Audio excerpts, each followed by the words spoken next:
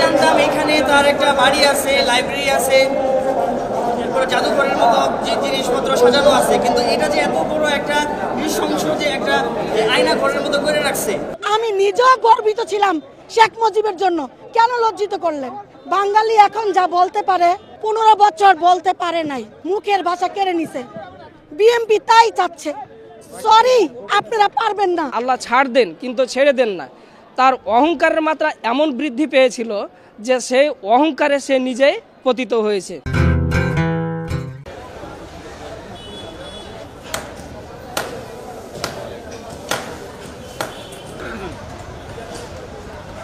আল্লাহ ছাড় দেন কিন্তু ছেড়ে দেন না, তার বাস্তব উদাহরণ এই হচ্ছে শেখ হাসিনা বা বঙ্গবন্ধুর এই পুরাতন বাড়িটি।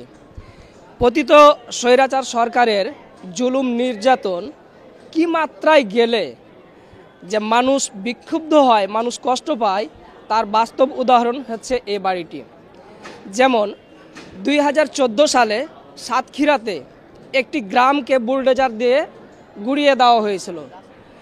2014 সালে চাঁপাইনবাবগঞ্জ, শিবগঞ্জ, শ্যামপুরের একটি ইউনিয়নে এমনভাবে 10-12 হাজার সেনাবাহিনী, বিজিবি যৌথ বাহিনীর অভিযানে 4 জনকে হত্যা করা হয়েছিল, বেশ কয়েকটি বাড়ি গুড়িয়ে দেওয়া হয়েছিল। শেখ হাসিনা সাবেক প্রধানমন্ত্রী, 3 বারের প্রধানমন্ত্রী বেগম খালেদা জিয়াকে তার বাসভবন থেকে বের করে দেওয়া হয়েছিল। পরবর্তীতে তিনি আবার গৌরব এবং অহংকার করে বলেছিল, আমার যদি কোনোদিন সুযোগ হয় তাহলে তাকে এ বাড়ি থেকে বের করে দেওয়া হবে। দেখেন যে আমি প্রথমে একটি কথা বলেছিলাম যে আল্লাহ ছাড় দেন কিন্তু ছেড়ে দেন না। তার অহংকারের মাত্রা এমন বৃদ্ধি পেয়েছিল যে সেই অহংকারে সে নিজেই পতিত হয়েছে। দেখেন বাংলার জনগণ উনি হচ্ছে বেগম খালেদা জিয়াকে বাড়ি থেকে চক্রান্ত করে বের করেছিল, কিন্তু বাংলার জনগণ, বাংলাদেশের মানুষ তাকে দেশ ছাড়া করেছে। তিনি তার রাজনৈতিক প্রতিহিংসার কারণে সাতক্ষীরার কয়েকশো ঘর বাড়ি বুলডোজার দিয়ে গুড়িয়ে দিয়েছিল। আজকে দেখেন জনগণ তার একটা বক্তৃতার কারণে তার বাড়িটি ধূলিসাৎ করে দিয়েছে। এজন্য বলি আল্লাহ ছাড় দেন কিন্তু ছেড়ে দেন না। অমাকারুল্লাহ আল্লাহ খয়রুল মাকিরিন। যা তোমরা কি চক্রান্তকারী, তার চাইতে বড় চক্রান্তকারী আমি।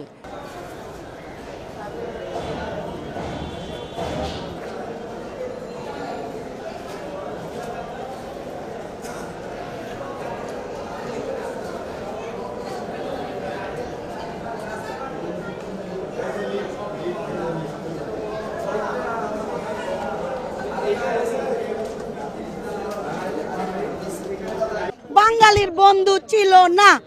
আমাকে দেখেন, আমি যখন ইন্ডিয়া গিয়েছিলাম, আমার শুধু আমার ইমিগ্রেশনে আমার ব্যাগেরে এমন ভাবে সার্চ করা হয়েছে যেন একটা আতঙ্কবাদী গেছে। আর ওরা যখন আসছে আমাদের চামচা, আমরা বাঙালি, আমাদের কিছু রাজাকার আছে যারা ওদেরকে কোনো চার্জ করে নাই। আমরাই আমাদের শত্রু। আমরা যারা বন্ধু তা করে বন্ধু ভাবি না, যারা শত্রু তা করে শত্রু ভাবি না। আমরা মানি, আমরা করি না, আমরাই সবচেয়ে বড় আমাদের শত্রু, বুঝছেন?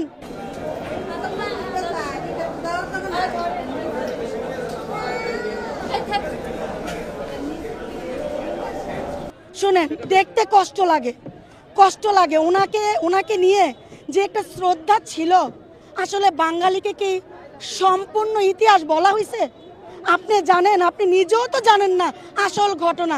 আমি জানি না আমার বাচ্চাকে কি শেখাবো, বলেন? এই বঙ্গবন্ধুর ক্ষেত্রে বলি, ওনার একটা নেতার শুধু স্লোগানই বড় জিনিস না। আপনি দেশ স্বাধীন করে দিচ্ছেন, আপনি করেন নাই, দেশ স্বাধীন করে দিচ্ছে দেশের জনগণ। আপনি এই দেশের জনগণকে কিছু করেন নাই। এই জনগণের জন্য কি করছেন এটা মেন। আমার স্বামী আমলিক, সে নিজে লজ্জিত, কারণ সে আমলিক করছে।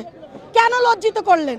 আমার বাবা শেখ মুজিবের জন্য কান্না করছে, কেন আপনারা আমার বাবাকে লজ্জিত করলেন? কেন? আমি নিজেও গর্বিত ছিলাম শেখ মুজিবের জন্য, কেন লজ্জিত করলেন? কেন? বাঙালি এখন যা বলতে পারে 15 বছর বলতে পারে নাই, মুখের ভাষা কেড়ে নিছে। বিএমপি তাই চাচ্ছে। সরি, আপনারা পারবেন না।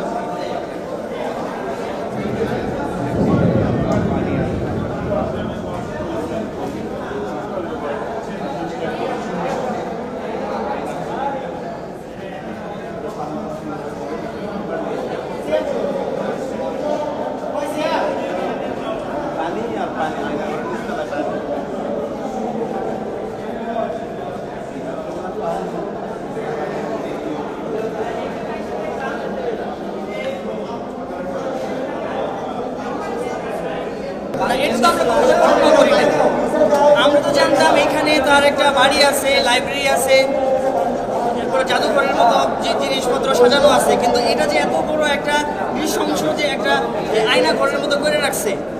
অনেকেই বলতেছে যে এখানে পার্কিং করার জন্য, কিন্তু পার্কিং করার জন্য তো এরকম সিস্টেম থাকে না। এটা যারা বলে যে পার্কিং করার জন্য তারাও ওই দলের মানুষ। ঠিক আছে ভাইয়া, এই আর কি।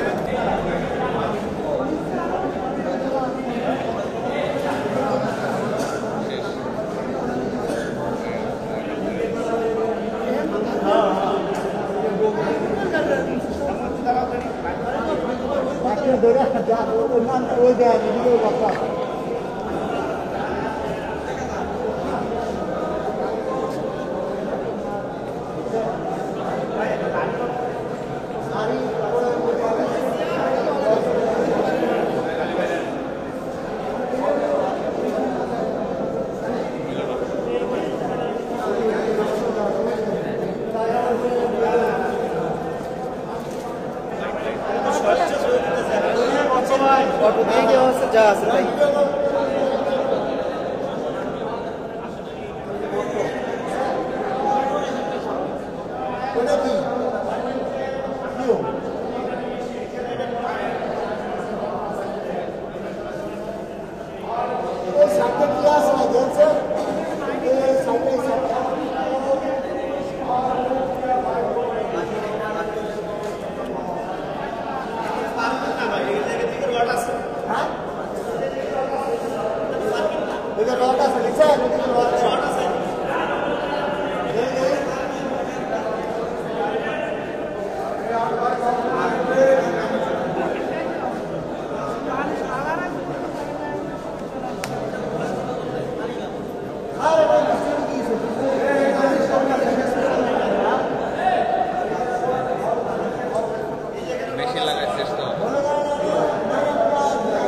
বোঝা যাবে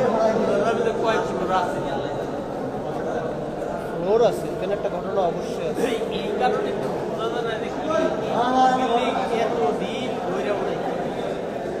এই ভাইয়া সাহস দেখায় না, আমার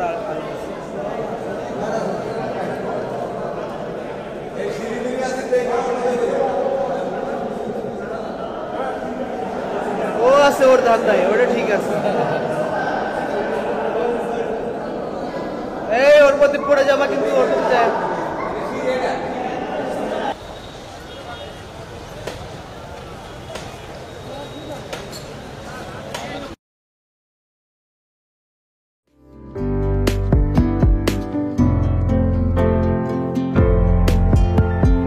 পহেলা জানুয়ারি 2025 ইউটিউব জার্নালিজমের অগ্রদূত changetv.press 6 বছর পেরিয়ে পা রাখলো গর্বিত চেঞ্জ টিভি।